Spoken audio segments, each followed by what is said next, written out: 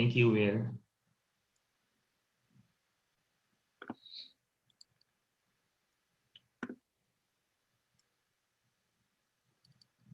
Live na po tayo. Thank you.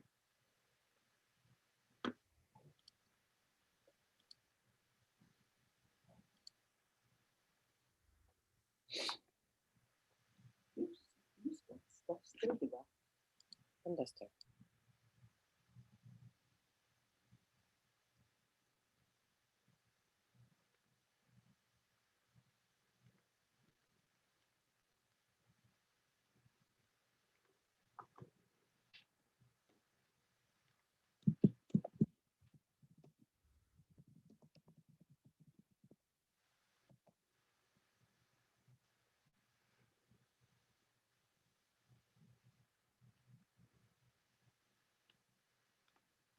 Good morning, everyone.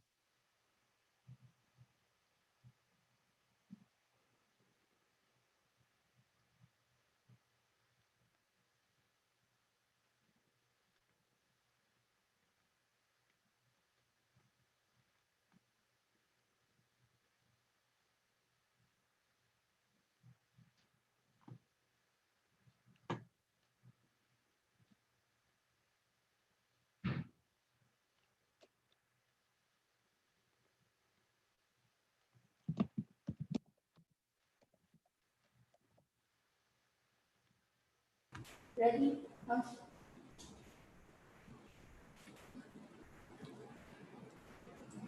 Ready?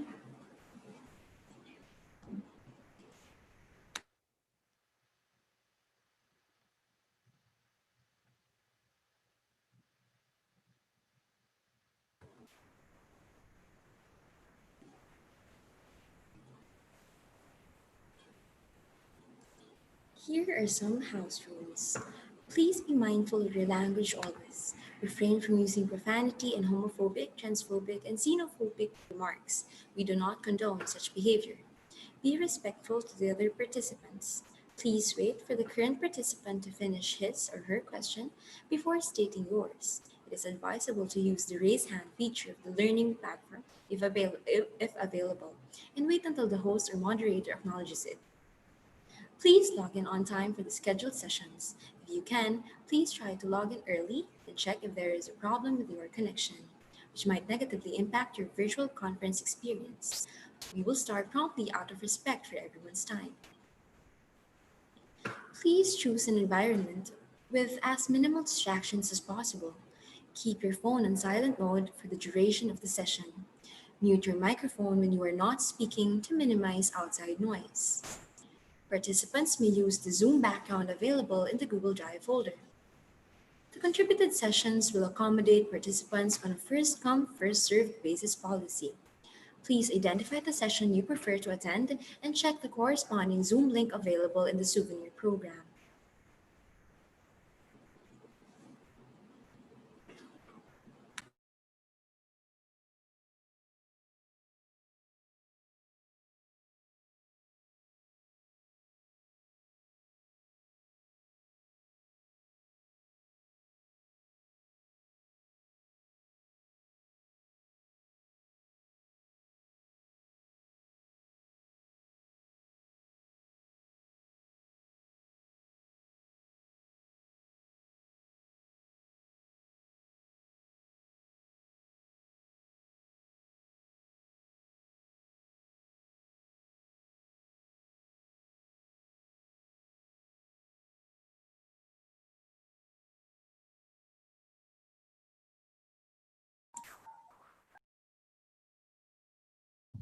Morning.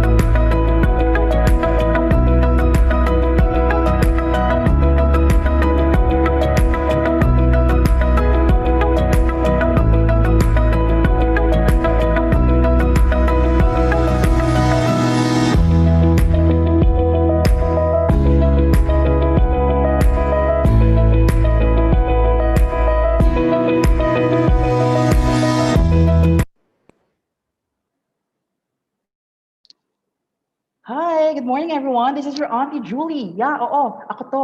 Inaanak, Rain. Rain, are you there? Hi, Tita. Yeah. Hello. Tita, can I Yeah, start? I'll yeah. start my video lang. Like, wait lang Sure, po. sure. Okay. Yeah. Can you help me? Are you going to the webinar? The 21st episode, day 2? Yeah? Yes po. I'm gonna go there na nga eh. Well, can you Kasi, help me? yeah, Because sige po. yesterday kasi I was logging in because I don't know how to do this operating this in the laptop. Sorry, nakakahiya. So I was OMG! late. I was late. I wasn't able to go to the plenary sessions. OMG, Tita talaga. You were late. Oh my God. Sayang. It was super fun pa naman, Oh my Tita. God. Like, super. Like, promise. I heard organizers were very great, Yeah, Yeah. tapos there, oh my God, the especially plenary the host. speakers. Especially the host.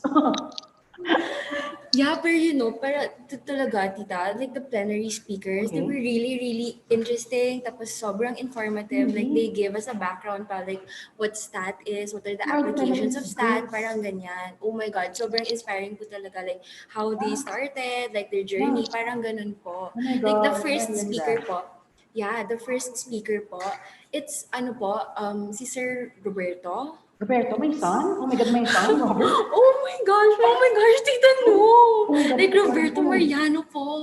Really, Yeah. how the Book Mariano test? Oh, I Oh know my that. gosh, yeah, you're I correct, know tita. that. Oh I my studied that in God. Poveda.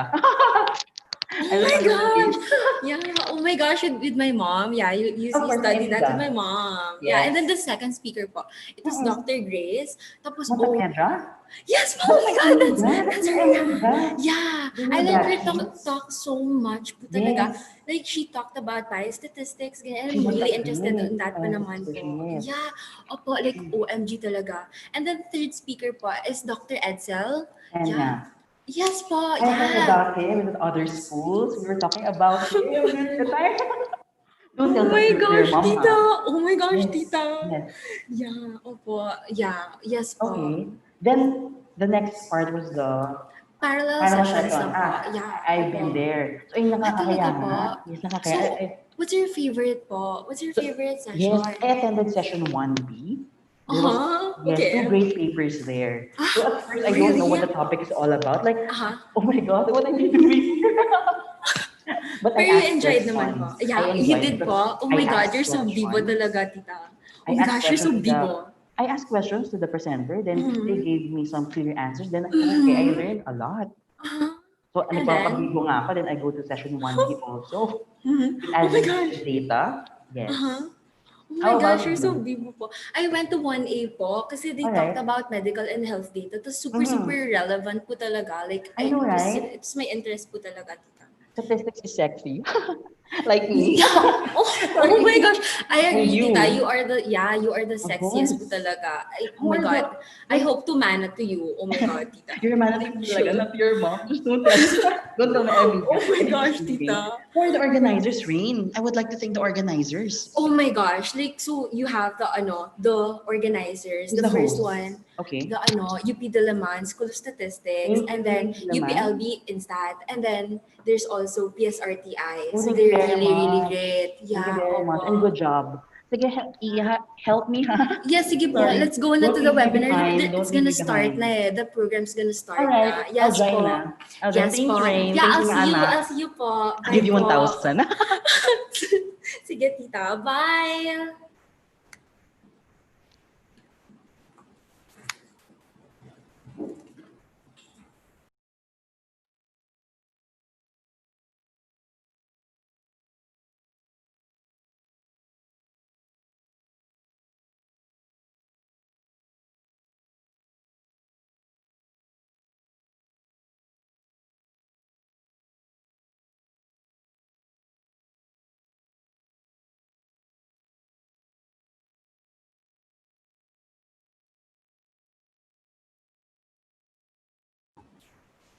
Hi everyone, welcome to our day 2 of this conference, and And we're back.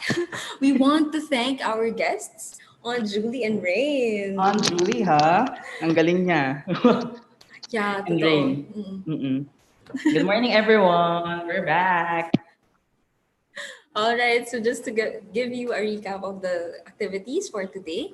So we are now having our some energizers, and then we'll have the second plenary session at 9 o'clock, our second and third parallel sessions back to back from 10:15 to 11 and 11 to 12.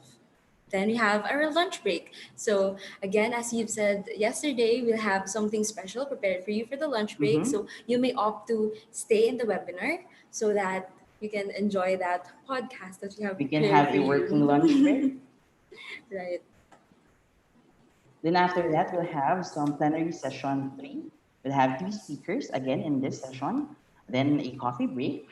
Of course, and the remaining part of our program would be the closing ceremony that involves our awarding of the different awards. The first, the Flipgrid competition, and the Best Paper Award.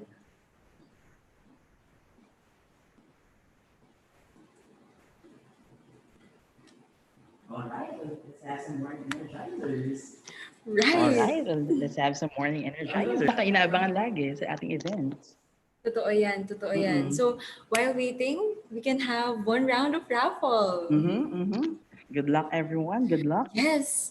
So we have updated the list based on who were able to register as of 8 a.m. yesterday. So it's now Nice. updated, right? So there are more people in this raffle. Talagang we Okay. leave no one behind. Of course. Everyone's of included. Totoo yan. course. Okay. Let's have our first winner. Wishing everyone luck. Wow. And we have Erna Salazar. Congratulations. Congratulations po. Congratulations. We'll Maybe you can contact pick you po. we can pick another name. Let's see. Pick another name.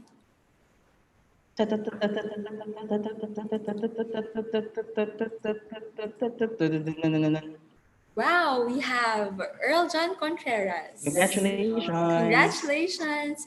Maybe you can have another winner.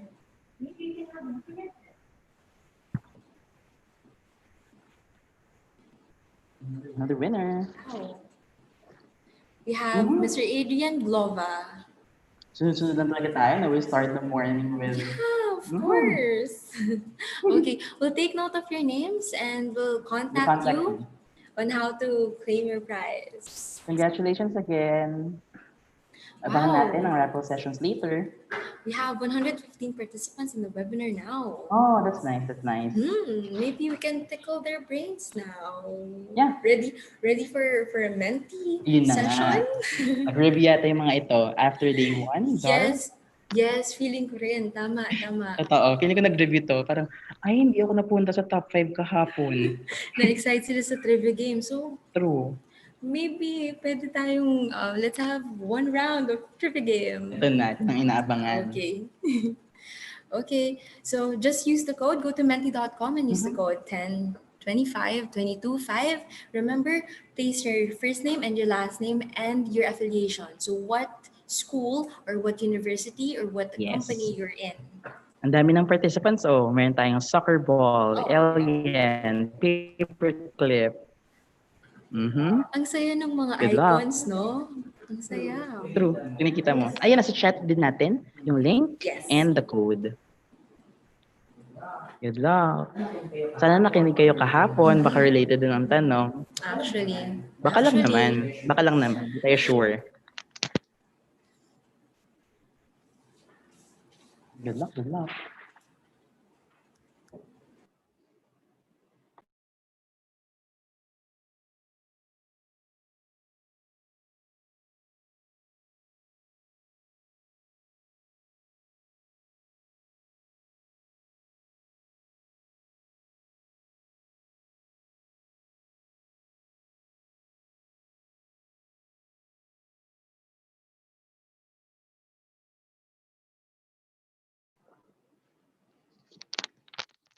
Good luck, everyone.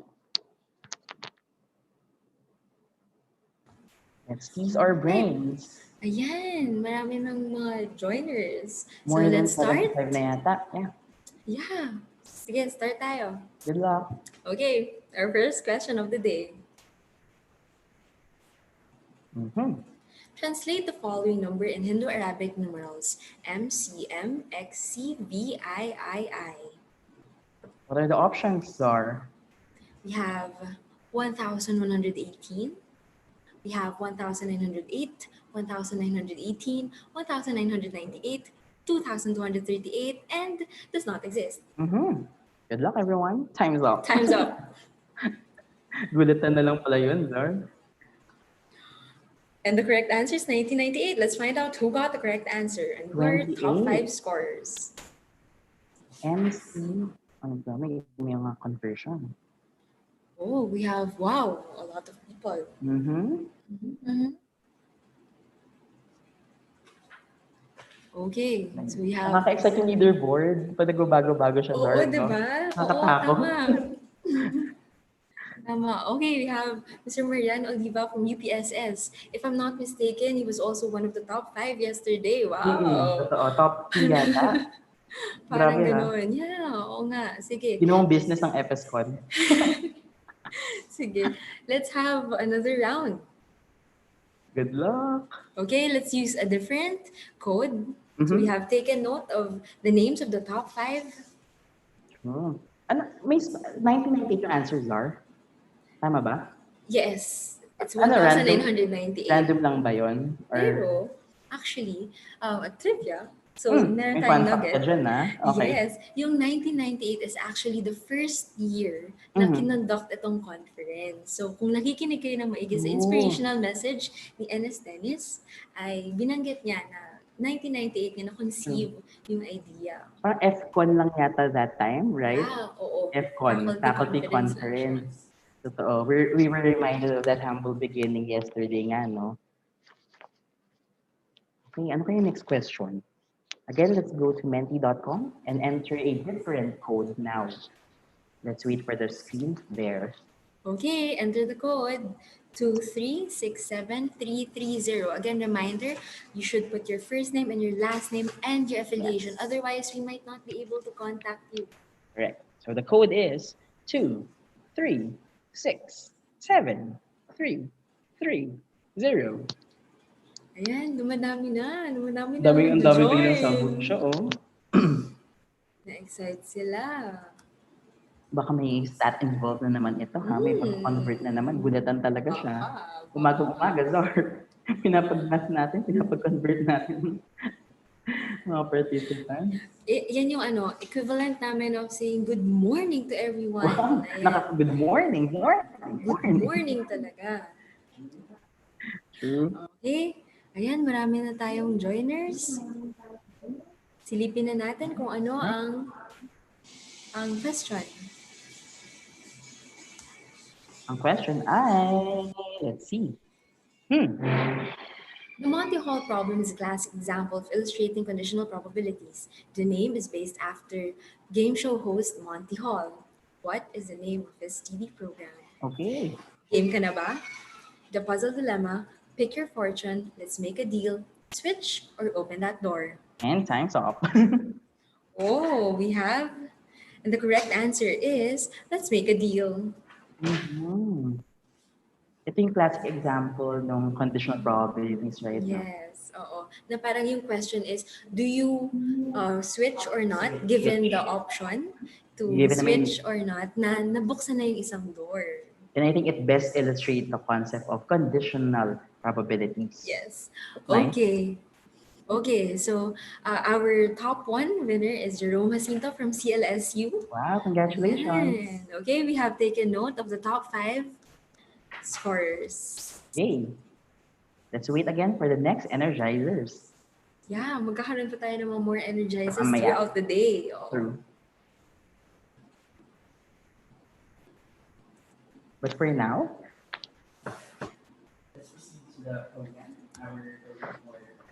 let's proceed to the program, our program for day 2 of FSCon 21. Now we introduce the plenary moderator. Dr. Zita Villajuan Albacea is a full professor of statistics at the Institute of Statistics, University of Philippines, Los Baños.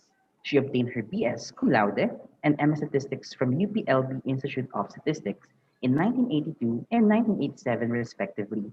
She also received a graduate diploma in econometrics from the Australian National University in 1993. In 1999, she received her doctorate in statistics also from UPLB Institute of Statistics. Her field of interest in research is in small area estimation.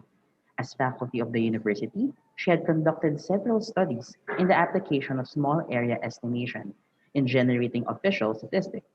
Likewise, she had mentored statistics major students, both undergraduate and graduate students in the said field of study. She was a former executive director of the Philippine Statistical Research Training and Institute. Prior to her appointment to the PSRTI, she was a professor and dean of the UPLB College of Arts and Sciences. For her initiation of breakthrough projects and for putting in place administrative protocols for better management and improved efficiency of administrative offices for which she had been tapped to head, she was awarded the UPLB Outstanding Alumna for Education and Institution Management in 2014. Ladies and gentlemen, let us all welcome our plenary moderator, Dr. Zita Villajuan Albacea. Hello, good morning to all. Can you hear me? Morning. Good morning po. Good morning, morning. Thanks for the introduction. Medyo na-excite ako dun sa mga teasers nyo at saka at the same time dun sa mentee natin. Let's say yung mga ginawa nyo una, no? At saka enjoy ako dun sa tita, no? Thank you. Now for today, we are on the second day of our 21st Faculty Student Conference, and welcome to the second plenary session of the conference. No? Yesterday, we had the first plenary session where we had distinguished speakers who was referred to by Ma'am Lisa Bersales as the masters of our discipline. Today, we have another set of distinguished speakers, but they are not of the same age as of yesterday. Maybe younger generations. So maybe may matatawag ko silang mga game masters or masters to be. Now, this group of speakers will present to you some topics, important topics in the field of poverty as well as in gender statistics. No? So following the theme of the conference, Statistics in the Digital Age, Leaving No One Behind, the papers, as I've said in this session, will cover relevant topics on poverty and gender statistics. Now, we expect a very informative and exciting session for this morning. And although wala yung isa, no, parang tandem po yung ating mga speakers dito. No? We have, they come in pairs. No? Ewan ko kung bakit sila nag-tandem. And masasabi natin, medyo very proud advisor as well as mentee here, as most of them or three of them are, two of them are my advisees and former advisees, and one is pwede ba ma-art masabing mentee mo ako? Yes, ma'am, mentor. Mentor mo ako pala? Okay. Adopted advisee niyo po. Adopted advisee. Okay, so, but before that, let me remind you of some of the house rules that we have for this particular session. Medyo nakita nyo na ang mga mukha ng ating speakers, so sana na-excite kayo sa ganda at sa kapogian ng ating speakers. No? So before we start, let me remind you some of the house rules. So the audience are requested to reserve their questions for the Q&A forum at the end of all presentations. I know, gustong-gusto nyong magtanong sa kanila.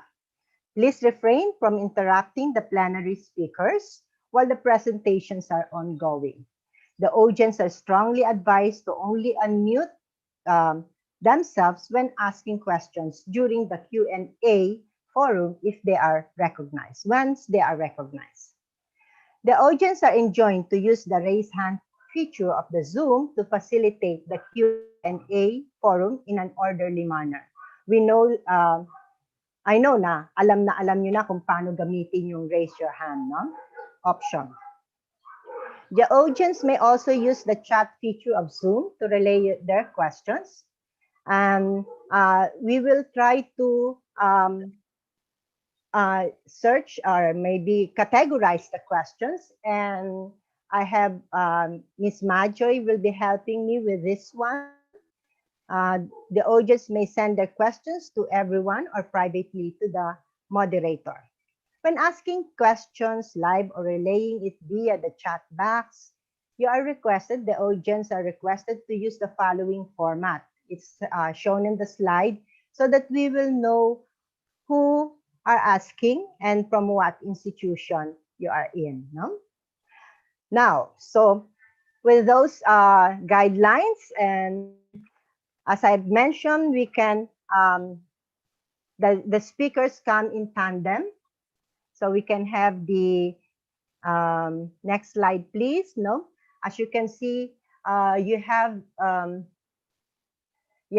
the two topics, no, one in poverty and the other in gender statistics. But there will be two presentations, two presenters for each of the topics. So it's not something like one versus one, no? Kasi nakikita nyo, boys versus girls. Is this it? Ito ba yon, Jessa? Patatalo ba si Art kay Jessa? O patatalo ba si Art at si Joseph kay Jessa at kay Rhea? Tingnan natin ang susunod na kabanata. So I think with that, we are now ready for the first paper, which is to be presented by Art and Joseph. But of course, let me introduce the speakers first. No? Dr. Arturo M. Martinez Jr., as I usually call him, Art, is a strong advocate of using statistics for evidence-based policy. He is an international staff at the Statistics and Data Innovation Unit of the Asian Development Bank, where he manages several projects which aim to strengthen the capacity of the national statistical system of ADB developing member countries to meet the data requirements of the SDG, or the Sustainable Development Goals. Some of the projects which he is currently managing capitalize on innovative, big data, and state-of-art techniques such as artificial intelligence. He's also managing the key indicators for Asia and the Pacific, which is ADB's statistical flagship publication that features updated statistics on a comprehensive set of economic, financial, social, and environmental measures. Before joining ADB, he was a research fellow of the University of Queensland in Australia, where he also received his PhD in social statistics. He received his master's and bachelor's degree in statistics from the University of the Philippines, Diliman, that is the School of Statistics. No? Now, on the other hand, Joseph Albert Nino Bulan is a graduate of statistics in the University of the Philippines, Los Baños. He's currently an associate statistics analyst at the Asian Development Bank, where he served as one of the focal persons for poverty and inequality. He is also part of the team compiling various indicators for the key indicators for the Asia and the Pacific report. Prior to joining ADB, he was a statistical specialist at the Philippine Statistics Authority, where he also worked with the compilation of socioeconomic statistics such as poverty, MDG, SDGs, and small area estimation. So guys, let us welcome the boys team. Art and Joseph, take it away. Thank you very much, Ma'am Zita, one of my beloved mentors. Thank you for the very generous introduction. And I think hindi namin itatanggi ni Seth na gwapo kami today kasi hindi naman yun araw-araw nangyayari. And good morning, everyone. It's a pleasure to be virtually with all of you. Bago ako mag-start, gusto ko sanang may gusto sana akong sekretong ipagtapat. Medyo maliit lang naman na sekreto. Although at my age, I'm not exactly proud of it. So please, kung pwede lang, baka pwedeng itago na lang natin sa mga daang-daang umaattend na estudyante, prof, at other statistician and non-statistician colleagues attending this conference. So here it goes. My potentially embarrassing confession. I downloaded TikTok sometime in mid-May.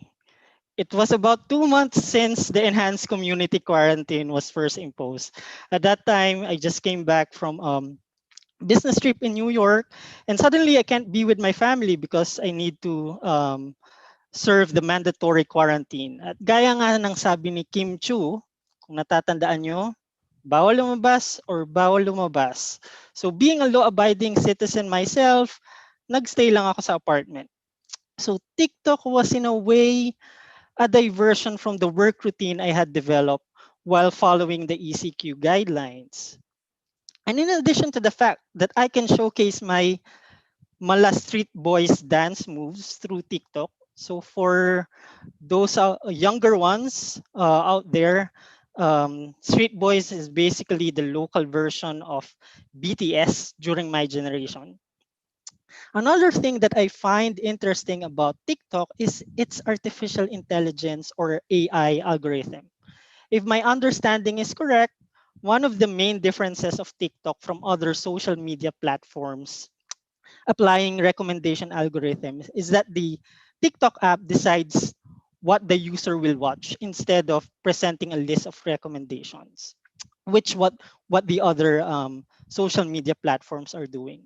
So depending on how this algorithmic parameters work out for you, if you're using TikTok, you can be an instant TikTok celebrity overnight, which may take you a little bit longer with other social media platforms.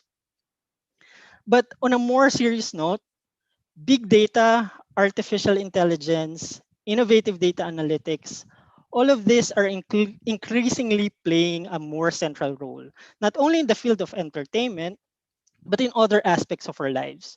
Even now, as we navigate our way around the COVID-19 pandemic, AI and big data are being used to identify emerging hotspots, screening, tracking, and predicting trends, and even in developing vaccines and hopefully finding potential cure too. So today, my colleague Joseph and I will briefly talk about another application of AI and big data. In particular, we will share with you some of the key findings from a study conducted by our team at the Asian Development Bank in collaboration with our colleagues from the Philippine Statistics Authority, National Statistical Office of Thailand, and World Data Lab, where we examined the feasibility of applying computer vision algorithm to map the spatial distribution of poverty. So basically, it showcases how integration of traditional data sources like household surveys and innovative data analytics can be used to understand a development issue like poverty in pursuit of the global agenda of leaving no one behind. Next slide, please. So thank you, Seth. Before we talk about our study, first, I want to share with you what are the typical issues that we examine as development statisticians, especially during this challenging times. So when the Philippines first imposed lockdown in March, I think there was a lot of anxiety. And who wouldn't be anxious, right? Nobody from the millennials, the Generation X, and perhaps not even the baby boomers experience a crisis of this magnitude. So, but thankfully, since then, things seem to have gotten better, hopefully.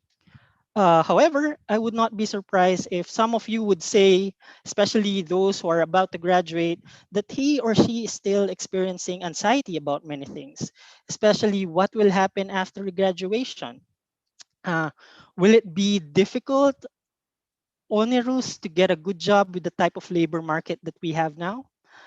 In connection to that, a survey conducted by our colleagues from the International Labor Organization and partners from the Global Initiative on Decent Jobs for Youth during a 4-week period from 21st April to 21st May, they found that 1 out of 6 young people has stopped working since the onset of the pandemic. And obviously, this number might have increased during the height of lockdowns. Next slide, please. On the other hand, 60% of young people also have concerns that their studies will be delayed or might fail. Next slide. But it's not only young people who have reasons to be anxious. In one of the reports that we prepared, it's called Asian Development Outlook Update, which the research department of ADB released in September. It was estimated that developing Asia's gross domestic product, or GDP, could contract by 0.7% by the end of this year. If ever, this would be the region's first recession in nearly 6 decades. So worryingly, while the pandemic might have caused some hiccups for some of us, we're still quite fortunate in the sense that we still have work. However, the same is not necessarily true for hundreds of millions living at the lower echelons of our society. They're not only strapped for cash, but their source of livelihood has simply vanished. So in fact, according to our team's estimates, the number of people living in extreme poverty, or those living below $1.9 a day in purchasing power parity terms in developing Asia has been reduced to 263 million in 2015 from 1.5 billion in 1990. Without COVID-19, this number will have declined to a remarkable 114 million by the end of this year. But due to the pandemic, the progress will likely be stalled at around 192 million instead. So indeed, this pandemic has really affected everyone, albeit at varying levels. For us statisticians, fortunately, we live in a world that increasingly appreciates and sees the profound impact of data in our lives. So many of our actions today are guided and influenced by data. So from government economic operations to designing policies for crisis response program, data has become so vital, it's now the lifeblood of evidence-based policymaking. And given its pivotal role, having accurate, high quality, and trustworthy data is more crucial than ever. In fact, this pandemic has become a litmus test for the implications of data issues and limitations. Unreliable, bad data impact policymaking and could, quote, produce serious missteps with consequences for millions of people. So in a way, statistics students could take assurance that while there's a great deal of uncertainty around us, I'm pretty sure that the skills you have developed as a statistics students will give you an edge in the labor market. But of course, don't rest on your laurels. And don't get me wrong, I'm not saying that just because you're a statistics student and statistics graduate in the future, and that you have developed all the skills that the world needs, everything will be a breeze for you. Certainly, you will encounter challenges, roadblocks, and detours kapag pumasok na kayo sa labor market. So, having said that, let me give you first one tip. If there's something, if you can forget everything about this presentation and you could just remember one thing, please remember this. As you start your journey in building a career, find a purpose. Well, it's a 7-letter word na maaring, for some of you, alam nyo na sa sarili nyo what keeps you moving forward. Well and good if that's the case. However, bear in mind that for some people, it could take as long as 7 months, 7 years, or even 7 decades bago nila makita kung ano talaga yung purpose nila. When I was at your age, and I hate to admit it, my main goal after graduation was to land a high-paying job. But I won't judge you if isa ito sa mga main motivations nyo at this point.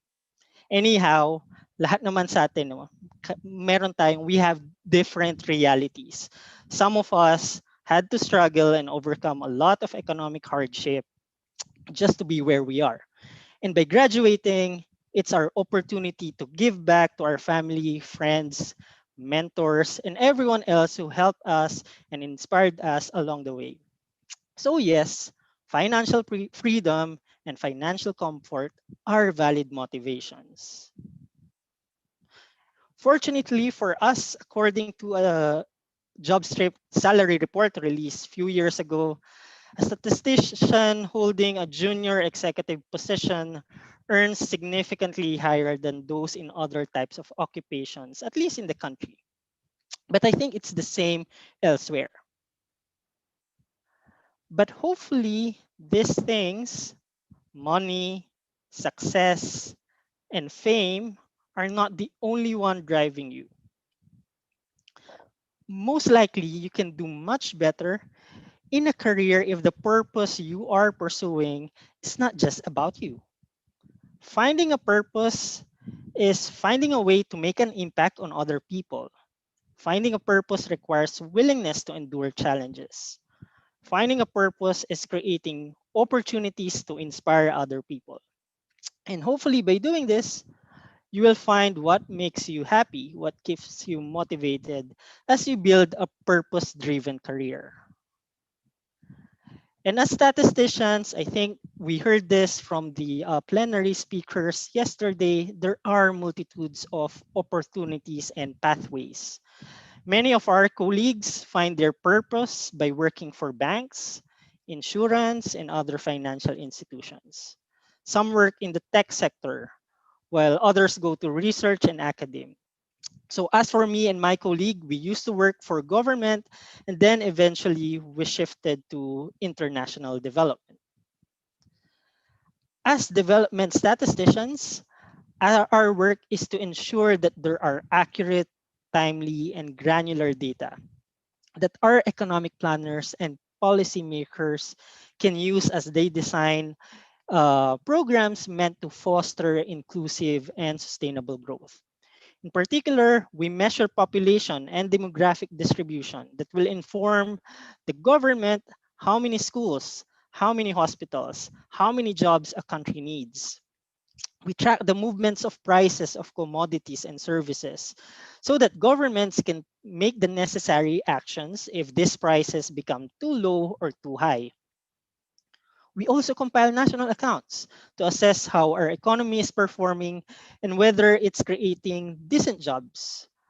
We also measure social indicators like poverty and inequality to identify whether specific segments of the population are being left out and hopefully contribute to designing policies that can alleviate poverty and address inequality of opportunities. So as we measure these things, part of our job as development statistician, next slide please, is to ensure that the procedures used to compile this data are based on statistically sound methodologies. It is also our responsibility to translate theoretical concepts into something that can be measured empirically. So for example, if you were to do surveys, there are some, usually I think many of you have already experienced this. You have to translate concepts into questions, right? So it's part of our job also as development statisticians, because we also do a lot of surveys to examine those different development topics that I just mentioned. Next slide. Yeah, our work at the Asian Development Bank entails contributing to the initiatives of the international statistical community to strengthen the capacity of countries to have sound and sustainable national statistical system in pursuit of the commitment to facilitate evidence-based policymaking. Next slide, please. We allot a significant portion of our resources in helping developing countries by providing technical assistance in various aspects of compiling data for development. Nowadays, one of the challenges that national statistical systems confront is how they can meet the expanding data requirements of policymakers. If you've heard of the Sustainable Development Goals, that's the international agenda adopted by all member countries of the United Nations, it's not a trivial task to meet the data requirements of SDGs because it entails collecting data for at least 200 indicators. And so, with that expanding data requirements of policymakers, conventional data sources like surveys, censuses, may not be sufficient for national statistical systems to deliver those data needs of policymakers, as many of these conventional data sources are very costly to collect, and consequently, they're not conducted as frequent as ideal. And of course, for the same reason, they're not also as granular as what would be needed to facilitate a more effective policy targeting.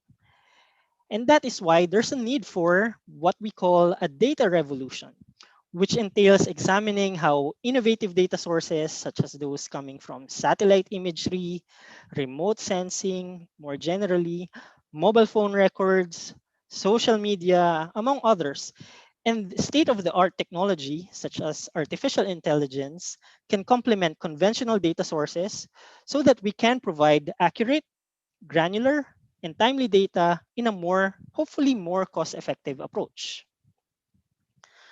But data revolution is no simple feat. At ADB, we understand the challenge that the data revolution brings, particularly for national statistical systems. That's why we are working very closely with government statistics staff in our developing member countries to build their capacity to use innovative data collection methods. So now I'll give the floor to my colleague Seth, who will share more details about this study on using computer vision algorithm and satellite imagery to map poverty, which we did in collaboration with Philippine Statistics Authority and National Statistical Office of Thailand and World Data Lab. And I think I've earlier alluded about this study at the beginning of my presentation. Seth, you have the floor. Thanks, Art. Good morning, everyone. I hope everyone is safe. Today is actually a pleasure for me to be part of this plenary together with my first former and current boss. I started working as a research assistant under the supervision of Ma'am Zita. And then my understanding of poverty statistics grew deeper with the guidance from Boss Jessa. And now I'm working with a very intelligent, handsome, and available Boss Art on poverty statistics, but of course in a development perspective. So I think just to quickly add on what Art mentioned, building networks is really important in career growth, no? So kitang-kita naman, actually yung isa dito sa plenary is going to be my ninang in my kasal, no ma'am? Okay, going back to the presentation for today, we'll be sharing a general overview of our work on poverty mapping through non-traditional sources of data. So for the past several years, through the key indicators and for the Asian the Pacific, which by the way celebrated its first 51st edition, we have featured a number of statistical capacity projects that the Statistics and Data Innovation Unit manages. These are products of collaboration between our statisticians and the NSOs of our developing member countries.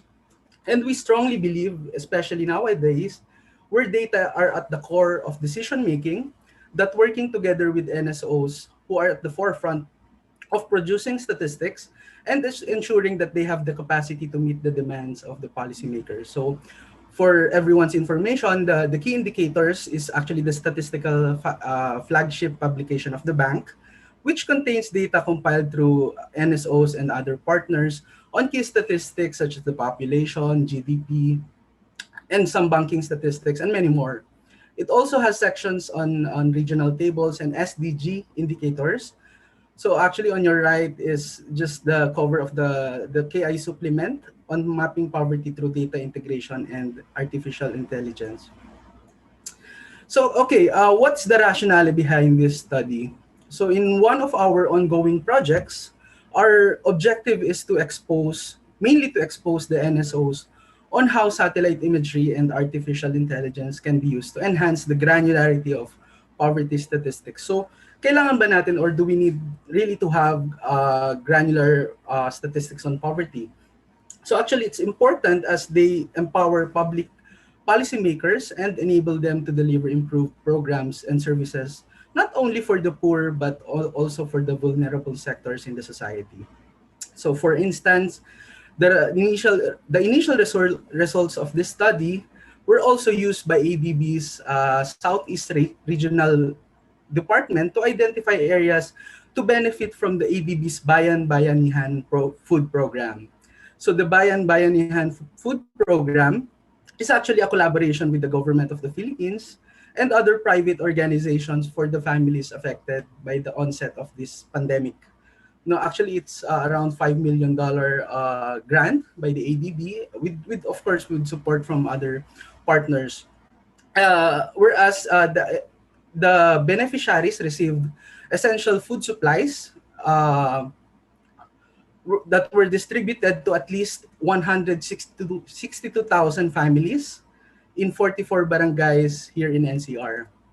So, however, achieving granularity using conventional sources of data typically requires increasing the sample sizes. So, alam naman natin, when we increase a sample size of a specific survey, it will, of course, entail large amount of cost, no? And it's not actually readily feasible for most of the national statistical offices. So what we have done is to look at another data source that can complement these surveys. And we found out that geospatial data and other information extracted from satellite imagery, when used to complement traditionally sourced data, can provide richer insights on various development topics. So, however, data from satellite imagery are inherently unorganized and noisy, making it hard to process statistically. So, thankfully, in recent years, there are advances in machine learning algorithms, particularly in neural networks. So, these studies have propelled the field of image analysis forward, opening the opportunity to use computer processing of satellite images to gain statistical information. So basically, the objective of this study is to come up with an algorithm such that once you feed in a satellite imagery of a specific location, the algorithm can predict the level of poverty. To make the concept more relatable, no, let me use this analogy.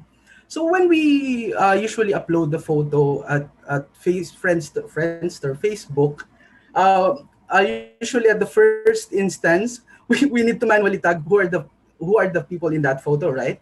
So every time we do that, we are actually feeding information to Facebook's computer vision algorithm, particularly its facial recognition algorithm. By doing it repeatedly, the computer vision algorithm is being trained to streamline the list of persons that have a similar facial feature up to the point that it can automatically identify who are in the photo. So essentially, that's what we wanted to achieve in this study, but instead of this time we want to predict the level of poverty.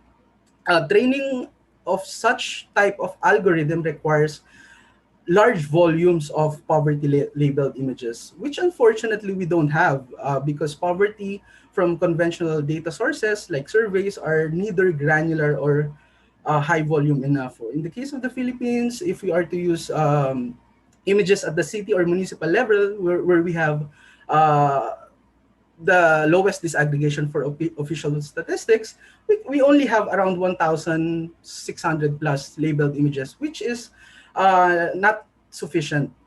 So instead of training to predict poverty, we undergone an intermediate step, which we first trained the algorithm to predict the intensity of night lights. So the intensity of night lights is a valid proxy measure of poverty, as presumably those places with higher levels of nighttime lights intensity are the same areas with high levels of economic activity and low levels of poverty, and vice versa. So again, looking at the Philippines, the luminosity at night here in NCR are quite higher than that of some areas in Visayas or Mindanao. So after we predict the nighttime lights, actually we make adjustments so that we can arrive at poverty predictions. So since data from satellite imagery patterns are more localized and granular, the resulting poverty predictions are granular than that of the conventional data sources alone. So for your information, this study made use of satellite images that are non-proprietary or publicly available. These are from Landsat, Sentinel, and VIIRS, I think from NOAA. So basically, we applied the methodology I previously discussed in partnership with PSA, NSO Thailand, World Data Lab, which is a international firm which have experts on this type of field, and statisticians from our unit. The results were recently published in the KI supplement. And using publicly accessible satellite imagery whose resolutions are not as fine, of course, as that of proprietary images, the study produced predictions that are aligned with the government published poverty estimates after calibration. So we have done calibration to ensure that our predictions are aligned or consistent with government published poverty numbers when we aggregate them up. So what you see in this slide is our poverty estimates at approximately 4 by 4 kilometer grids. For your information, there are around 5 to 10, I think, grids per municipality or city, which use publicly or medium resolution satellite images. We could have a more granular grid level poverty, of course, if higher resolution satellite images are available, but it will definitely entail enormous cost. So moving forward, this finding implies that NSOs or government agencies that collect poverty data can streamline their resources and avoid substantial upfront cost by capitalizing on publicly accessible satellite imagery, affordable cloud services, and other computational tools. However, data sourcing activities on a larger and a more meaningful scale might require NSOs to make significant investments in higher resolution imagery, in local computation equipments, and of course, you need a vast amount of or high internet bandwidth to manage these high volumes of data. So further gains may also be achieved by integrating other types, of course, of innovative data sources such as those coming from mobile phone records, among others, if the objective is to introduce more granularity beyond spatial disaggregation of poverty statistics. And of course, it will require forging partnerships across multiple stakeholders. So again, in the interest of time, it's really just an overview of what the study is all about. For those who are interested in the detailed methodology and results, you may refer to the key indicators publication. Actually, this is not a straightforward process. The team actually also need to make further adjustments, such as you encounter issues on having images that are not yet cloud-free. You have to do some pan sharpening to adjust the resolution from very low to a medium resolution, and orthogonal rectification, because some images are slightly not in a perfect position. Actually, what's presented on your screen right now are the links to the recent webinar we have conducted with PSA, NSO, and WDL, and the blogs that the team published using this study. So by the way, I think I wanted to share with you that we will be releasing also a user guide for researchers and students who wish to replicate or further improve this study. The guide will contain a step-by-step instructions from the codes, actually from stage 0, what tools that are necessary for this study, like R, Python, Google Colab, and Google Earth Engine. So from downloading of satellite imagery to binning of nighttime lights to training the algorithm, generation of poverty statistics, and data visualization. So I hope you also find time in in reading that user guide. And lastly, for the next 2 months, the team will be conducting technical workshops for NSOs, PSA, NSO Bhutan, and Mongolia, I think. So before I end our presentation, I'll turn over to Art for some final words. Again, maraming salamat, and hope we inspired you today. Thank you. Art, over to you.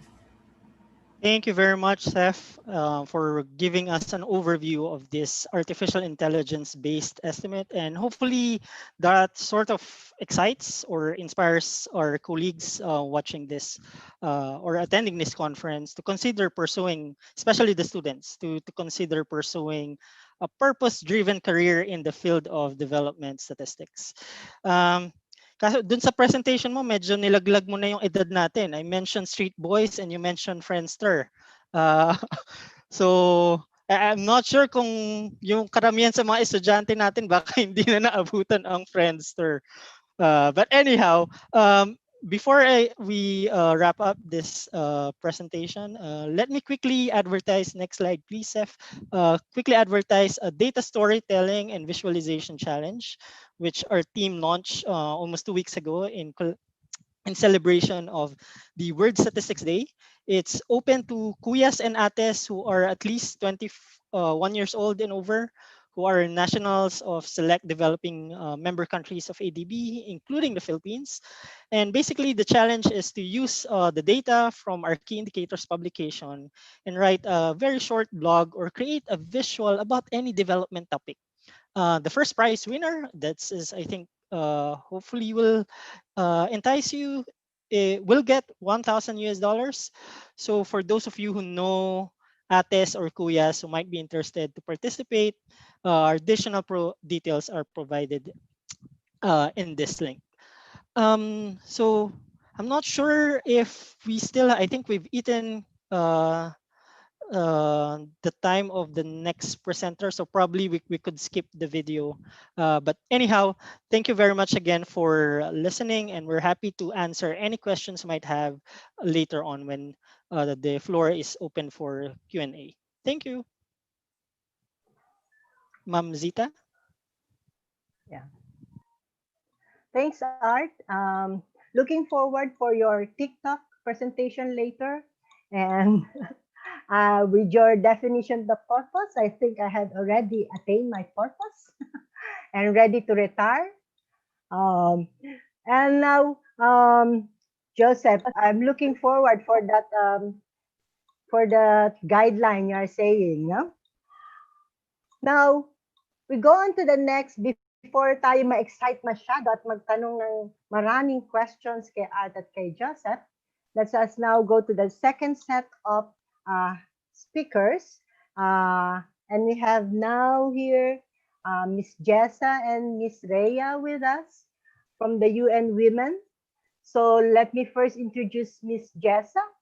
Jessamine Encarnacion is presently leading the data and statistics work of the Global Gender Data Program, Making Every Woman and Girl Count, of the United Nations Entity for Gender Equality and Women's Empowerment, or what we refer to as the UN Women. As part of this work, she manages UN Women's global efforts to collect data on the impacts of COVID-19 through rapid gender assessment. She's also working to improve the use of household surveys to generate more disaggregated gender statistics so that no one will be left behind. For Jessa, which we usually call Jessa Ganda, counting the uncounted is how she started her career as a government statistician. Excuse me.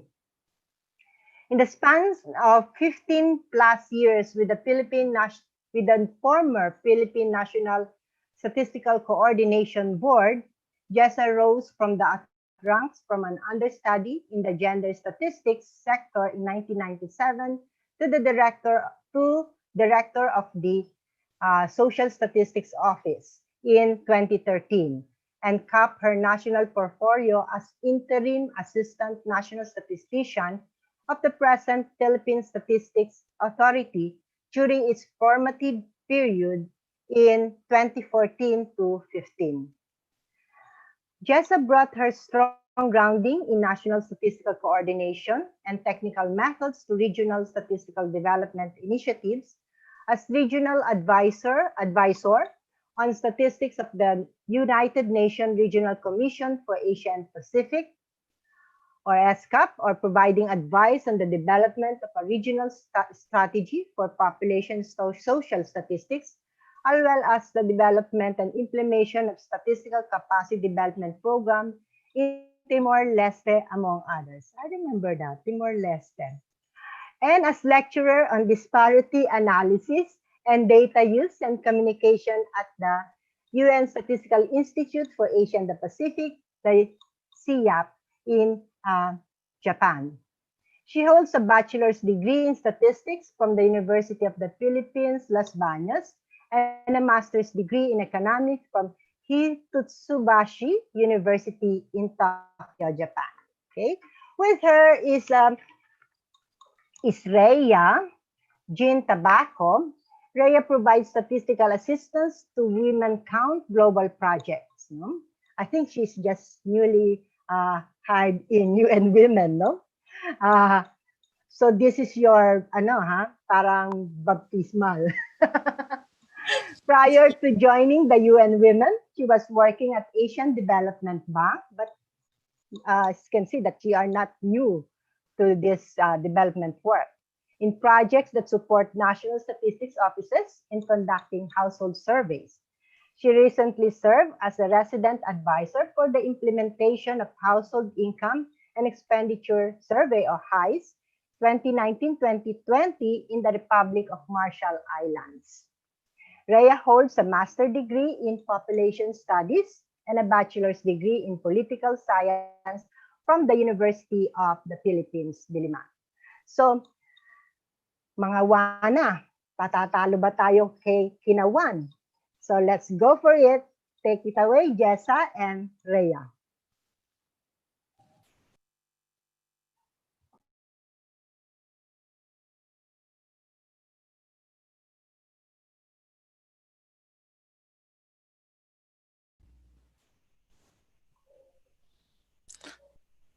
Okay. Am I showing my screen now? Yes. Wait, let me just put it my other screen. Madami ka bang screen? Is it being shown now? Okay. Yes. Okay. Okay. Okay. Good morning, everyone. And first off, I hope everyone is safe and well, given the pandemic as well as the typhoons.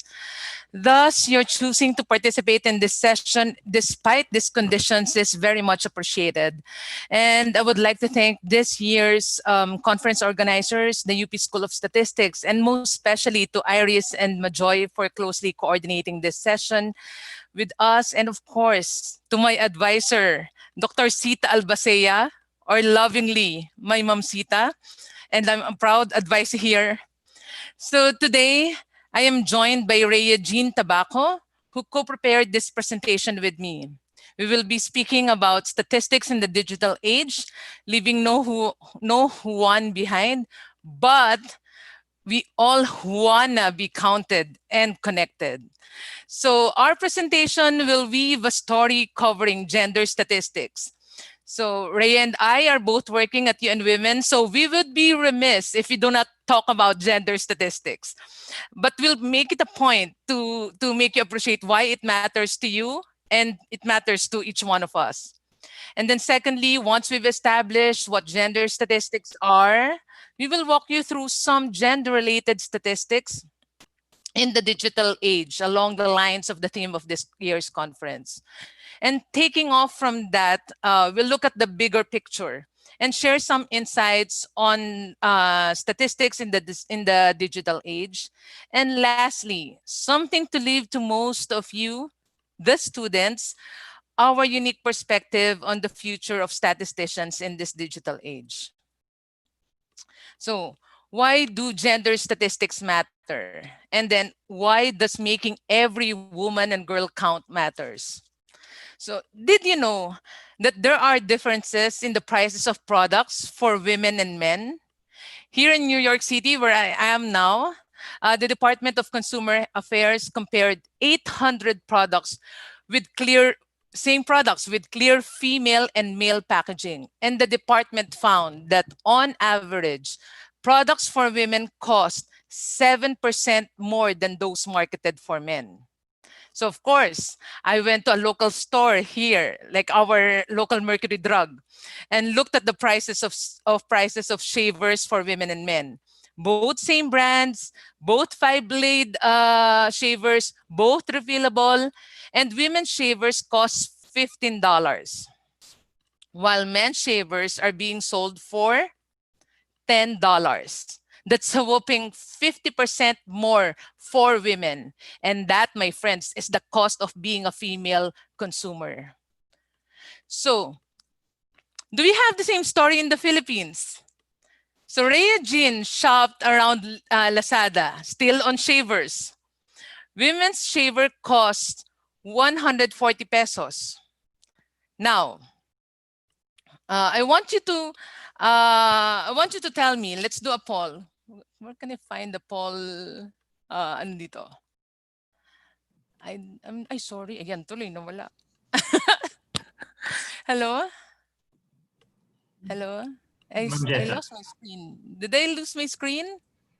No, you're still here. I can't find my screen. Wait. Your screen is still okay with us. But unfortunately, I can't find my screen. It's just... Let me see. Can I stop sharing first? Okay. Sorry for the technical glitch. This is me in the digital age.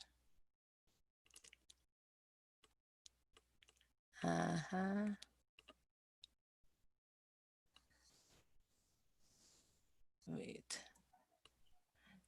Am I able to share my screen?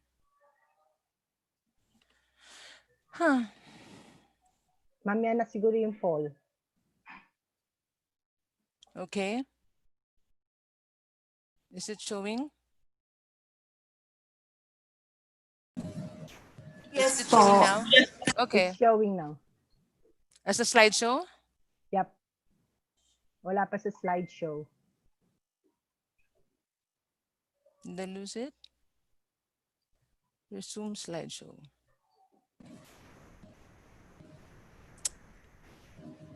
Is it? Di pa po. Wala pa sa slideshow. Oh, come. I'm so sorry.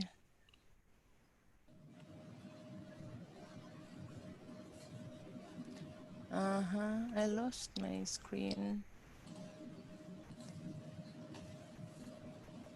Is it showing? Not yet. Yes. Okay na. Okay, now it's showing. Finally. So now, I'll go back to, okay. So, rewind. So I want to know, so do we have the same story in the Philippines? So Rhea Jean shopped around Lazada and still on shavers. And women's shavers cost 140 pesos. Now, I want you to tell me, what do you think is the price of women's shaver compared to that of a women's shaver in the Philippines? So I hope this time the poll will work. Okay, launch poll. So what is the difference? What is the difference of men's shaver compared to that of a women's shaver in the Philippines? A, are they priced the same? B, men's shavers are more expensive than women's? Or C, women's shavers are more expensive than men's? 5 seconds. 5, 4, 3, 2, 1. I'll share the results. 82% of you answered that women's shaver is more expensive than men. Yan. Wait, are you still seeing my screen? Yep. Yes. Okay. And yan ang tamang sagot, unfortunately. Because for exactly the same type, men's are being sold for 98 pesos. So even if 82% of you got the answer correctly, nobody wins. Because when we have that significant price difference between women and men for the same product, nobody wins in this case. Having been an avid number cruncher most of my life, I often wonder about the basis for decisions made. For example, I can't help but wonder if the design of facilities is based on data when I observe longer queues for women's toilets than for men's. In using toilets, women are likely to assist children. Menstruating women need more time and privacy, and yet more toilet stalls are not usually available for them. And what about the fact that I always feel colder in the office than my male colleagues? Medyo hindi ko na mukha na sarili ko dyan. Well, it turns out that offices are on average 5 degrees colder for women. Why?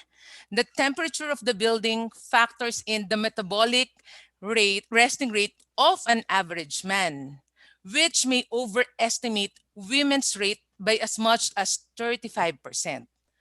So, gender statistics reflect differences and inequalities in the situation of women and men.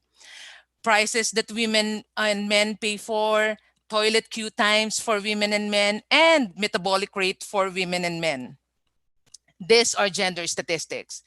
And gender statistics matter, and gender statistics reflect questions, problems, and concerns related to all aspects of women's and men's lives. So gender statistics have the potential to change your life and our lives. And when I was a government statistician, many data users, like many of you here in this conference, asked me for more gender statistics. Well, truth be told, there were only a handful who were hysterically asking, just like him, and none of them who look like Tom Cruise.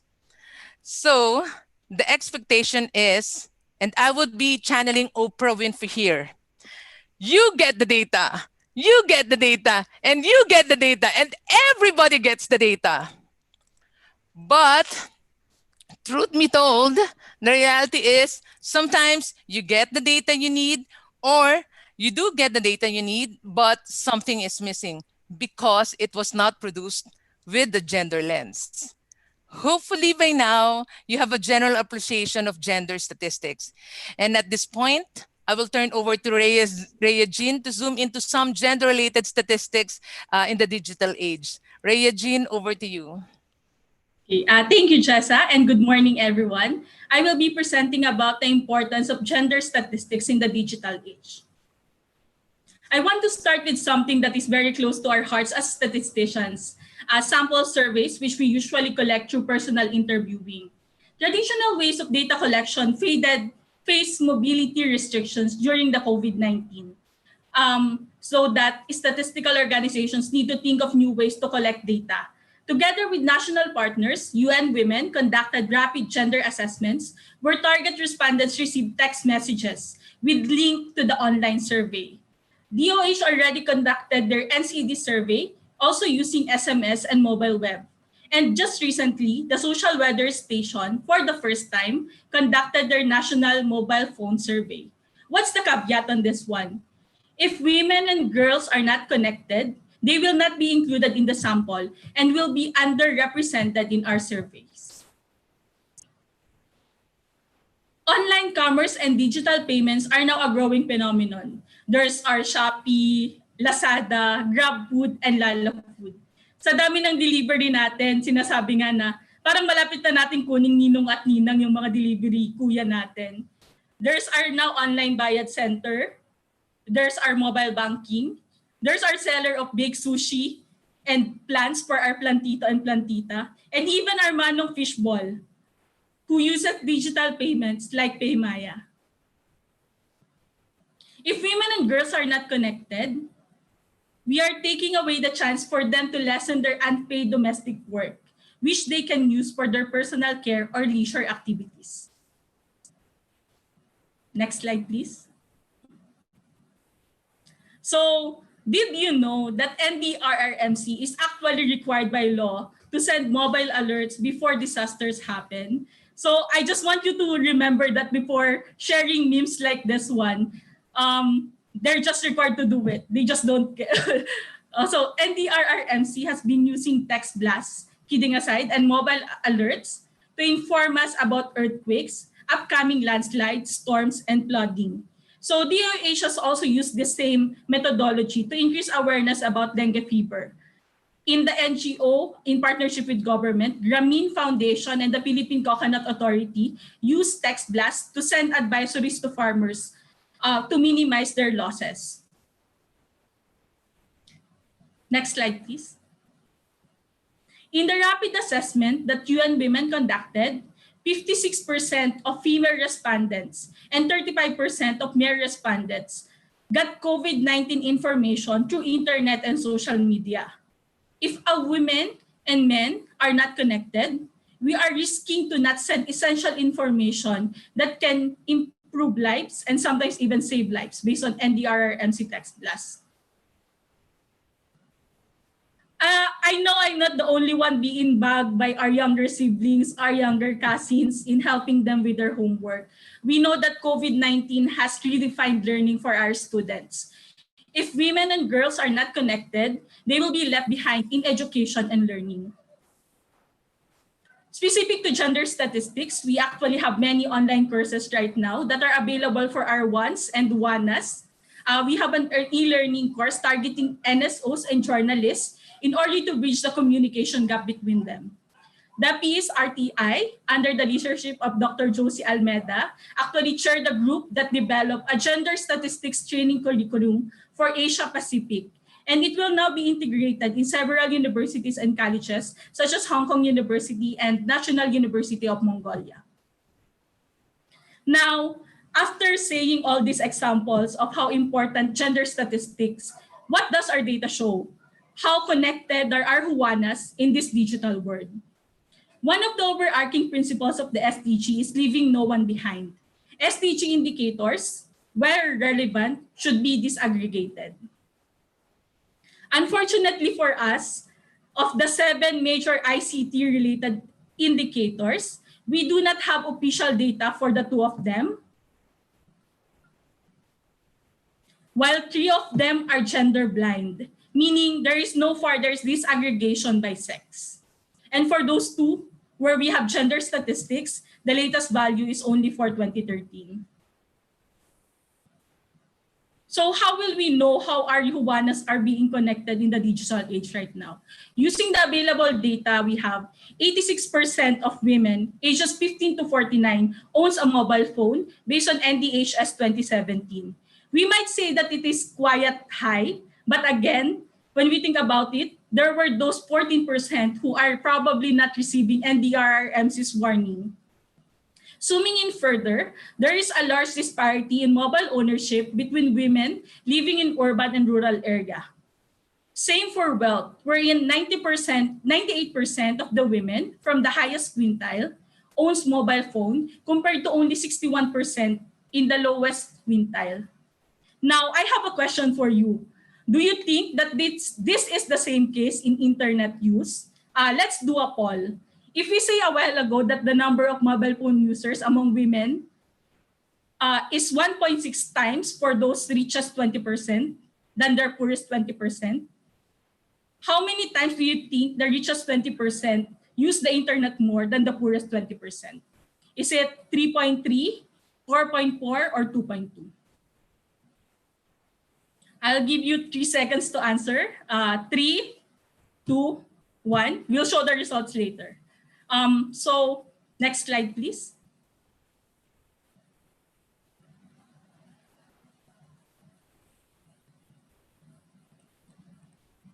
I think I'll have to show the results now. Oh, okay, you can show the results now po. Okay, so let us remember that the majority of you answered 4.4 times. Okay, next presentation.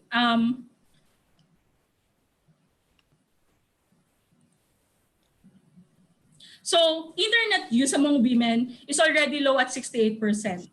But again, it is lower for women living in rural area, 57%, compared to 79% for urban residents.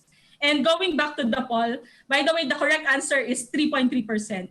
I don't know, I forgot how many percent of you got that correct answer. So 95% of women in the highest quintile used the internet in the last 2 months compared to only 29% in the lowest quintile. And again, we wish that there is newer source of data for sex disaggregated ICT indicators. But we can see here in the left side that there is not much disparity between female and male internet users from 2006 to 2014. However, there are more women proxy internet users. What does this mean? These women actually need internet connection, but would need someone to access for them. For example, their family members, as they have no direct access to the internet. In terms of internet activities, a larger proportion of men use the internet to check for current events and politics, while more women use it to check for health, dieting, and fitness. Believe it or not, I also use internet for checking dieting tips, but I don't think if it's working or not. Anyway, another interesting finding is that a larger proportion of men use it to search for sensitive health information. Let us briefly check on the space that women and men have in the ICT sector, particularly in relation to SDG Goal 4.1, which is the proportion of youth and adults with ICT skills. Based on CHED enrollments in academic year 2018 to 2019, information technology is the most populated program for male students. It is only ranked 5 for female students. Meanwhile, in technical vocational education and training, enrollees in ICT sector is about the same for females and males in 2013 and 2014. And it's already small, like at 15%, and it went down to only 6.9% for females and 7.5% for males in 2015. With this, I will give the floor back to Jessa to better summarize what I said and to present about the future of statistics and statistician in the digital age. Thank you. Thank you, Rhea-Jean. If you want to leave no Juan and Juana behind, SDG monitoring cannot be gender blind. But remember what Rhea-Jean said, 5 of the 7 gender-related SDG indicators on ICT do not have available data by sex. Official statistics often assess outcomes based on national averages. We must also look at women and girls who experience multiple forms of discrimination. If we do not do that, we do injustice and, if I must say, disservice to those at the bottom and downplays the privileges that are experienced by those at the top. We must always unravel the averages and ask who are being left behind. And we need to create and foster an ecosystem that nourishes the interest, talent, intellectual capital of girls and women in STEM. We need to have as many role models to inspire, to embolden others to be visible leaders and award winners and not hidden figures. I will now speak to you on statistics in the digital age. So back in 2017, The Economist published a story titled, "The World's Most Valuable Resource is No Longer Oil, but Data." Some agree, some don't, but in just 10 years, many energy companies dropped off the list. Exxon is still hanging on, and tech companies stepped in. So regardless on which side you're on, we're in a digital economy where data is more valuable than ever. Data is also key to the smooth functionality of everything from governments to private sector and local companies. So without it, progress would halt. So faced with this new lived reality, what is imperative is good data governance in the digital age. So some of you might have watched the Netflix documentary on social media and technology entitled The Social Dilemma. For those who haven't, I strongly suggest that you watch it, but please do so after this conference. There are many eye-opening, and for me, to be honest, quite scary quotes that I got from that documentary. One of them that I won't forget: if you're not paying for the product, then you're the product. Now, I want to ask you again, this time Paul again. Let us see the third poll for the day. So, launch poll. Now, I want to ask you a question. In data governance, you should be concerned about data being misused, data being misused, or both. I'll give you 5 seconds. 5, 4, 3, 2, 1. And sharing the results, 78% of you said that the answer is C. That yes, and that is the correct answer. We cannot afford for data to be misused and misused.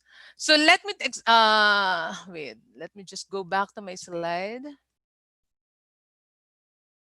So let me explain by telling you a story shared by a colleague from the UN Global Pulse when he participated in one of the World Economic Forums, wherein there's a group of CEOs from large companies, and they were asked during that forum that, if there's such a sudden explosion of gas in a country, what what particular action can you do in that situation? And a CEO of a huge health insurance company here in the US responded that, okay, from our company database, from our corporation's database, we can identify specifically those individuals who have asthma, those who are living with wheelchairs, and many others who are needing assistance in case there's a need to evacuate first, those who are most vulnerable. So in that instant, for 60 seconds, people in the room were amazed how he can immediately do something to help. But after the amazement has passed, many were found wondering and thinking about the scenario that first responders will and the company itself will have access to all their individual data. And that, my friends, is the question. What is the sweet spot? We must respect and fulfill the individual's human right to privacy. But on the other hand, there's also that duty and, if I must say, moral obligation to provide for services needed. Well, so finding that sweet spot is it's so difficult and challenging, and I don't have any answer to that. Data in the quantities that it is available now, it is in fact an entirely new commodity, and the rules on how it is stored, treated, and how it is used are still being written. So what does it mean to leave no one behind? Everything from data collection, from the design of your data-driven instruments for your data interpretation. Well, gender should be integrated in all this, that we should acknowledge that there are gender dynamics that are in play. And we need to go beyond women's spaces, we need to go beyond women's groups, so that we do not end up, again, still working in silos. So in keeping with the human rights principle of do no harm, how can privacy, confidentiality, and data protection be ensured, and how legal frameworks can help, particularly in the digital era? And I challenge you to take part in the search for answers to these existential questions. And for the last part of our presentation, this is especially for all the students participating in this conference. What does the future hold for statisticians in the digital age? It is a great time to be a statistician. As Fortune reported, and this is 5 years ago pa ha, as Fortune reported, move over computer science, statistics comes in as the fastest growing STEM major in the US. Bachelor's degrees in statistics have soared 95% since 2010. And in the US, statistician is one of the fastest growing jobs for the future. By 2026, 6 years from now, statisticians' growth is projected to be 33%, far greater than the projected 7% growth for all jobs. And these employment projections have been supported by reports from various entities, both from the public sector as well as the private sector, and this over time. But you might ask whether a career in statistics pays big rewards, but at least monetarily. Well, probably art is a testament to this. In 2015, the mean annual salary of statisticians in the US was $84,000, and the average went as high as $140,000 for those working in the Silicon Valley in California. So what about statisticians in the Philippines? Okay, let's do the last poll.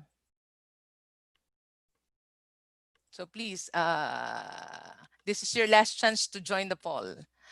So as of 2018, what do you think is the average salary of statisticians in the Philippines?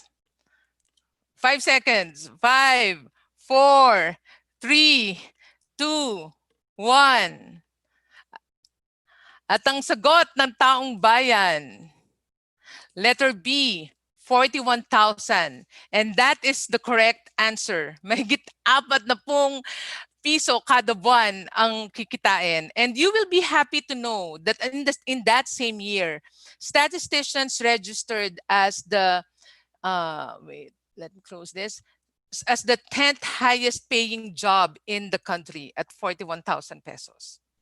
So, knowing what's waiting for you out there, the next question is, where could you go?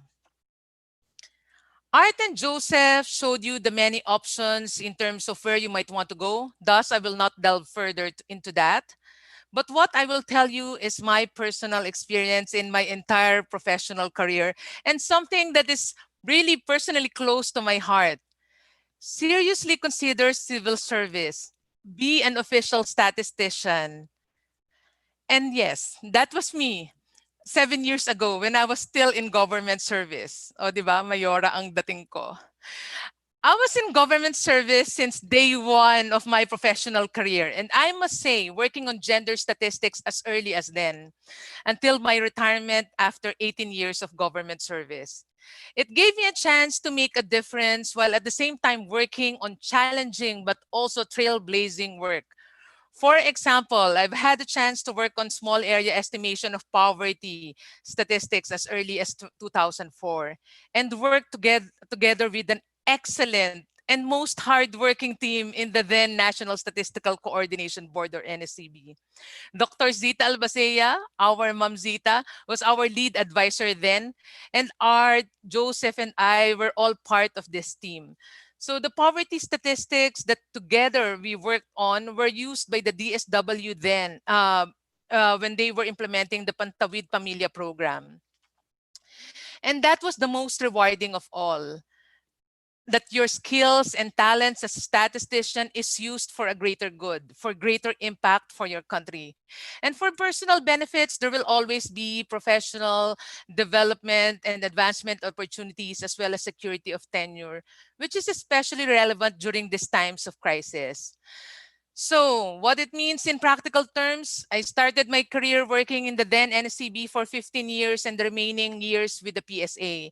And my Philippines experience capacitated me in the development of official statistics. My country experience gave me the grounding to bring that to the regional perspective and allowed me to support various countries in the region like Bhutan, Brunei, Timor-Leste, where again together with Ma'am Sita, we implemented the capacity development program. And lastly, now that I'm based in headquarters, it gives me the great opportunity to do a full circle, providing guidance and advice to regions and countries based on my direct experience in the field. I am supporting the development and implementation of gender statistics programs, which I myself had implemented in the Philippines 2 decades ago. So yes, I take great pride and gratitude for being in civil service as a national civil servant then and as an international civil servant now. I hope you will also consider experiencing the same. Thank you very much for your time. Okay, thank you, Jessa. Nakakaiyak naman. So proud of you. And also with my other advisees and mentees, doing service to the country. But we are now on the very exciting part, the question and answer forum. But before I give the floor to them, may I ask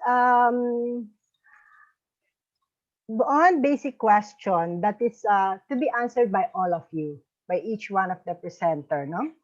I just like to know, as an academe, as in the academe, how did your bachelor's program prepare you in performing the tasks or meeting the challenges of your present position today? Maybe Jessa, you can start as you are being focused.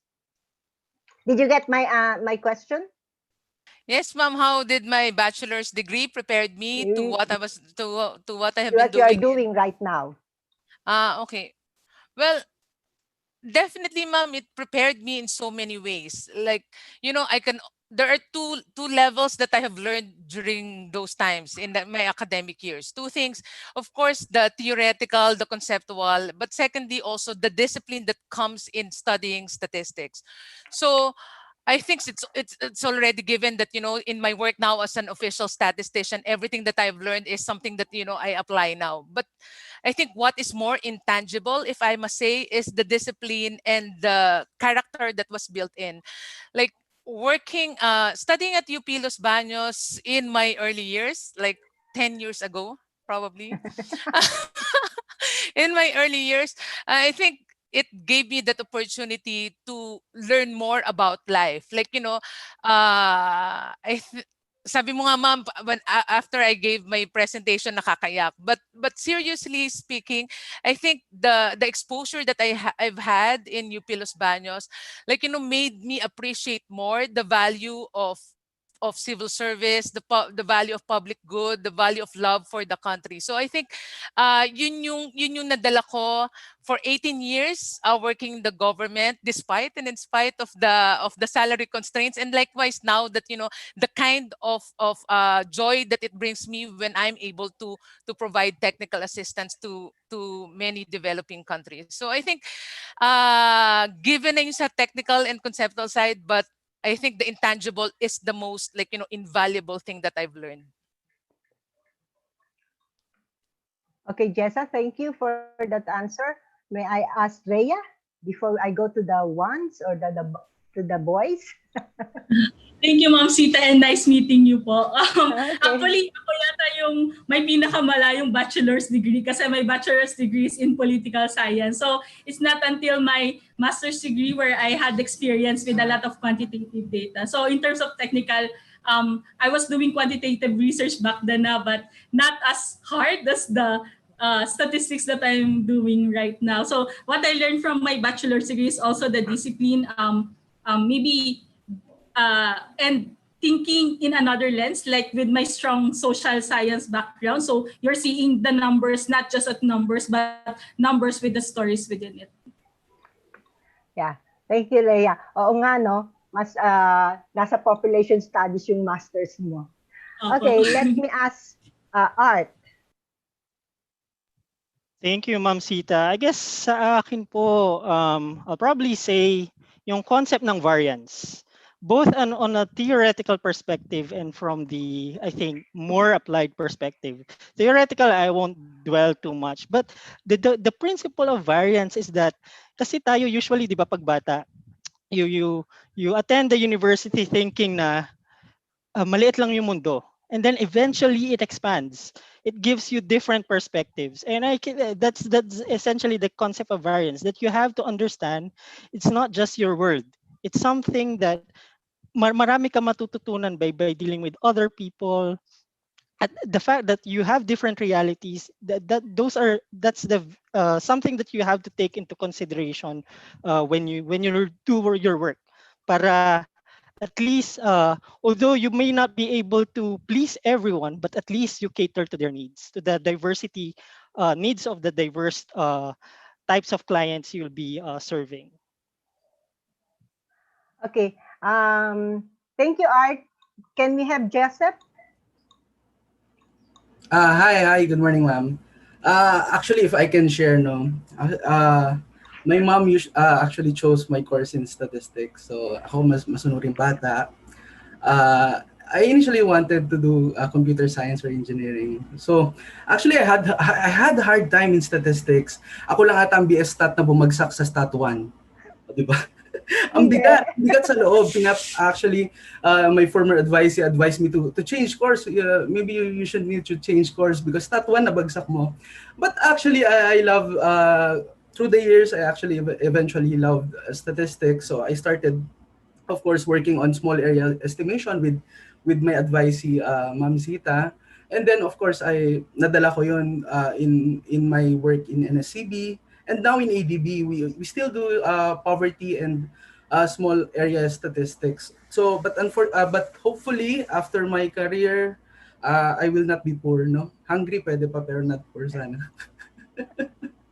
Thank you. Okay, thank you for your answers. That shows it gives us more purpose for the development of the curriculum, especially in the university, for coming up with graduates like you. Okay, I think I have some questions in the Q&A. One is for Joseph and the other one is for Jessa and Miss Rhea. For Joseph, may I ask, this is from Sir Kiko de los Reyes, your teacher.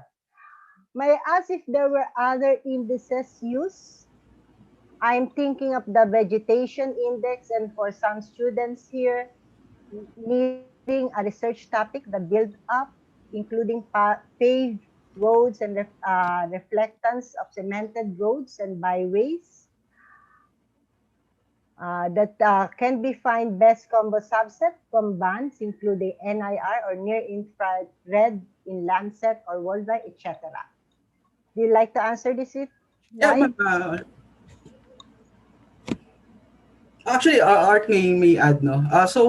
To answer your question straightforwardly, I think what the algorithm did is to use a pre-trained model. Actually, our as mentioned, the input data was satellite images, and we have some hidden layers of the neural network, which is again a pre-trained algorithm from a Stanford study, and then it initially predicted as an intermediary step nighttime lights, and then we use that algorithm. So instead of predicting nighttime lights, we predict poverty. So I think the main data set here, Sir Kiko, was satellite imagery and no other indices. Art, you may add. Yeah, thanks a lot, Steph. Yeah. So basically for us, the focus of the study was really on how do you estimate poverty by teaching a computer vision technique to identify features on satellite imagery. So it just focus on poverty, but nevertheless, I think the methodology is also applicable in for other development indicators. As Kiko sir mentioned, for agricultural statistics, we had another study wherein albeit it is not really computer vision technique, because for agriculture, I think most of the you have NDVI, vegetation index, and I think it's more on, it's not really computer vision technique, because the way it works is you just extract the infrared bandwidth of the satellite imagery, and there's already a mathematical function to estimate NDVI. But again, in general, if you would like to use computer vision algorithm, I think it's applicable for a diverse set of indicators, not only for poverty, not only for agriculture, but for other socioeconomic indicators as well. So for example, as you mentioned, Seth, night lights, that is being used as a proxy measure of economic activity. And since it's more granular, since it's more frequent, then you could potentially estimate, say, GDP at a more granular and more timely fashion. So hopefully that answers Sir Kiko's question. Okay, thank you very much.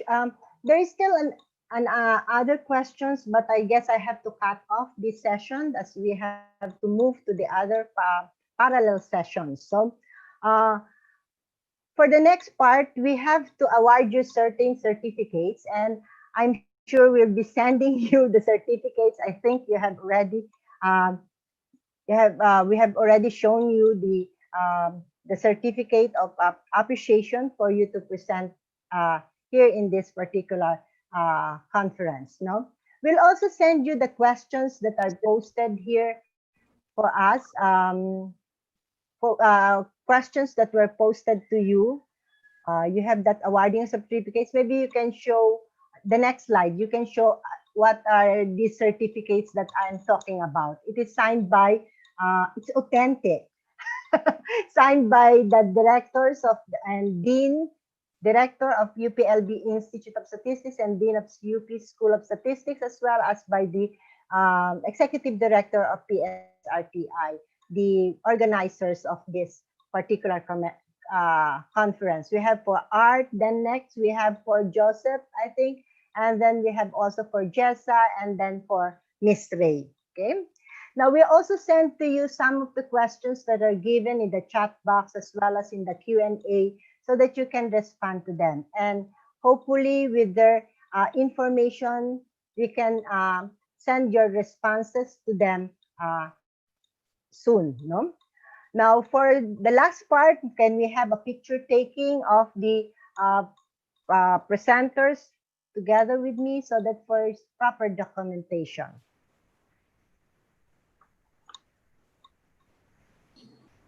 Maybe we can have it all in a grid.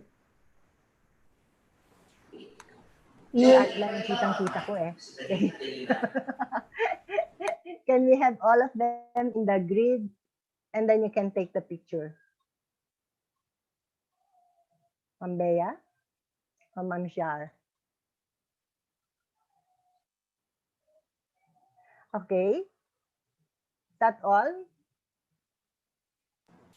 Hi, good afternoon po. Paki-on po yung ating mga video, please. Okay. Ready na po tayo? Okay. Okay, 1, 2, 3, smile. Isa pa po. Sandali lang po.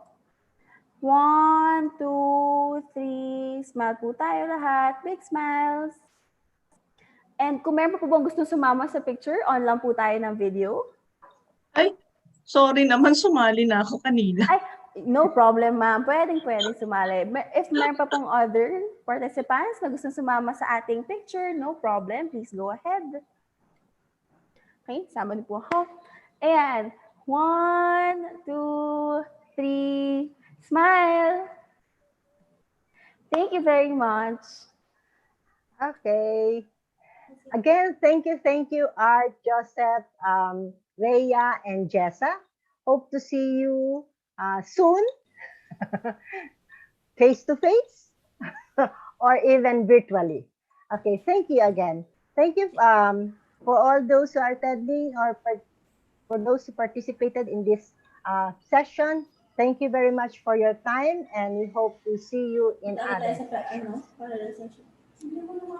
In the same way, we want to also thank you, Ma'am Zita, for being our plenary moderator. So we want to present you this certificate. May certificate din pala ako. Okay, thank you. The certificate reads, Certificate of Appreciation to Dr. Zita VJ Albacea in grateful recognition of her invaluable service as plenary session moderator during the 21st Faculty Student Conference on Statistical Sciences held last October 30 to 31 via Zoom. Signed by Dean of UPSS, Director of UPLB Instat, and Executive Director of PSRTI. Thank you, ma'am. Thank you, then. Thank you very much. And to all our attendees, thank you very much. So we just like to remind you that the next portion is our parallel sessions. We have 2 parallel sessions back to back. We have parallel session 2 and parallel session 3 with these schedules. So you just go to the link There's a pattern. It's bit.ly/21fscon dash session name. So it's either session 2A, 2B, 2C. And for parallel session 3, also the same format, session 3A, session 3B, with the following password. Also, for those of you who still want to catch up and submit videos for Flipgrid, you can still do that. We are extending the deadline for submission of the videos for competition until 1 p.m. So you can still Alright. submit your videos for You competition. can put your messages to your fellow participants, takeaways from this conference. And even if you're not joining the video competition, you can also upload your video greetings, etc. That's our new way of connecting with other people, right, Zara? Right. So we'll see you in the parallel sessions. See you, everyone. Thank you, everyone. Thank you, Ma'am Sita. Thank you to the organizer. Thank you you po. po. Thank you, thank you. Thank you, Ma'am Jessa. Thank you, Sir Yeah. Art. Thank you po. Salamat, Sir Lance, Miss Ivy, Ma'am Congratulations on the Sita. organization of the conference. Hello, Sir Lance. Jessa. And Hi, Ma'am Lisa. congratulations to everyone. Si Joseph. Bulan, congrats, Bulan. Ay, Si Joseph. batchmate. Grabe. Doc Art. Yes, Congratulations to and Ma'am Salamat po. Rhea. Thank you. Congratulations po, Ma'am Jessa, Sir Art. Salamat. Thank you. Ang sexy mo Hi, na, Lance. Jessa. Uy, hindi naman. Nalayo pa ako. Fresh na fresh pa yan kahit gabi na. Talagang parang ano lang, parang 5 years ago lang ang nakaraan natin. Partida pa yan. 10:30 na dito. Ang gabi, no? Right. Sige. Thank you, Jessa. Thank you. Bye-bye. Salamat. Thank you po. Ma'am Rhea, thank you so See you much. later. Thank you. Ingat po, ingat lahat, ingat lahat. Thank you. Sir Lance. Bye.